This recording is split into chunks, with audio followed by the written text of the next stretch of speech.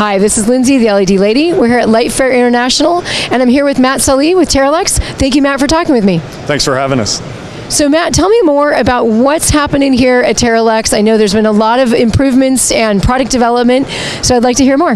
Yeah, so at Light Fair this year, we're displaying the LEDSense system, which is an integrated platform of internet-connected lights, all wirelessly controlled, and series of sensors, switches, occupancy, even security cameras, all integrated into a light system and into a website platform.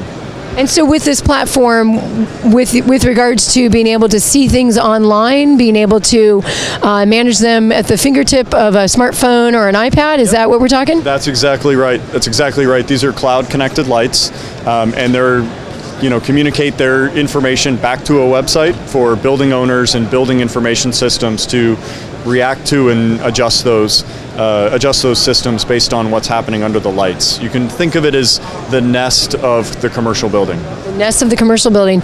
So I understand with California's Title 24 building code, I know there's an ASHRAE standard here in New York that's really calling for more controls to help reduce energy, and I think they just extend the longevity of an LED fixture. Is that right? Correct. All of the products here are warranted for 5 or 7 years, and they all meet commercial building control requirements.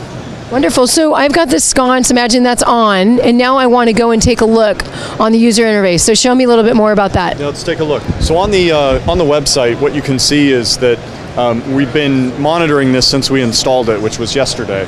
And you see energy savings over time, assuming that these fixtures would have had CFLs previously. So it's a pretty dramatic savings, about 70%, which is good. And you can also see the occupancy. It's a trade show, so it's very well occupied. If we scroll through here, you'll see some trends in occupancy. And these days will fill out as the trade show continues and we continue to collect data. And kind of one of the most exciting things about LEDSense is actually not the control piece, but really is the sensor network that we've built in. So LEDSense can see, it can smell, it can hear, it can feel its environment and building environment, really giving the occupants a better understanding of what's happening in their space. So here you can see we're 81 degrees in a trend over time. Humidity's been rising as people have been coming into the show.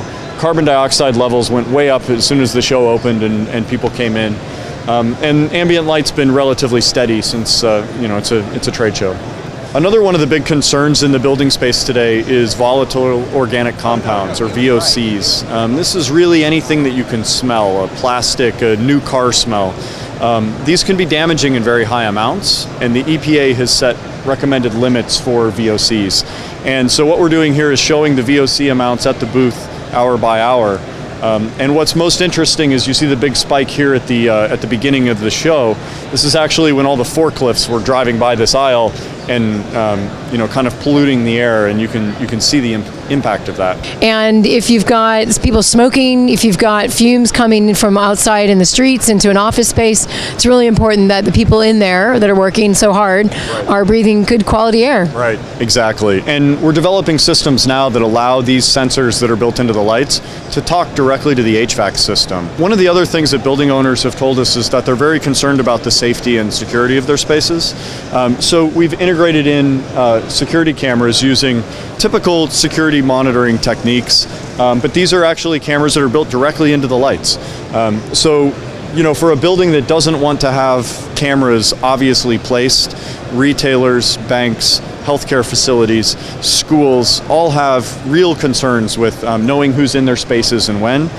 This is a really good way to do it in a way that is very, very hands-off. You don't see any big boxes because these are all developed inside of the lights themselves. And with the color quality of LED, you're able to actually pick up a true color, like this gentleman's blue shirt. With LED, you get much improved contrast and security cameras that actually pick up the detail of faces and provide an actual security system. Wonderful.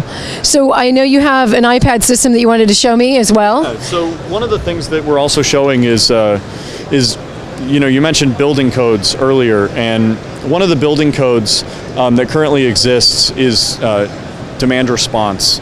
In the Southwest and in the Northeast, utilities have to respond to changes in electrical load as well as sustainable electricity supply like solar.